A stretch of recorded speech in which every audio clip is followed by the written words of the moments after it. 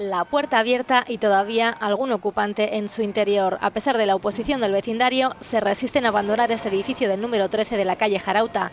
El ayuntamiento acudía hoy con intención de clausurarlo, pero no ha podido hacerlo. Las últimas informaciones que teníamos, que habían llegado a Policía Municipal, es que el piso estaba vacío y hemos acudido con la intención de cerrarlo definitivamente, y es verdad que todavía nos hemos encontrado que seguían quedando algunas de las personas que en su día ocuparon el local. Frente a las críticas de quienes dicen que el consistorio no está actuando, la concejala de Seguridad Ciudadana explica que no pueden hacerlo sin una orden judicial. Está interpuesta la denuncia en los juzgados desde el mes de enero. Hasta que tengamos una orden judicial que permita que la Policía Municipal entre y desaloje, no podemos hacer nada. Sin embargo, los vecinos siguen preocupados. Pues mal, porque aquí la situación es de violencia, no se puede aguantar que a un hostelero le rompan la cara.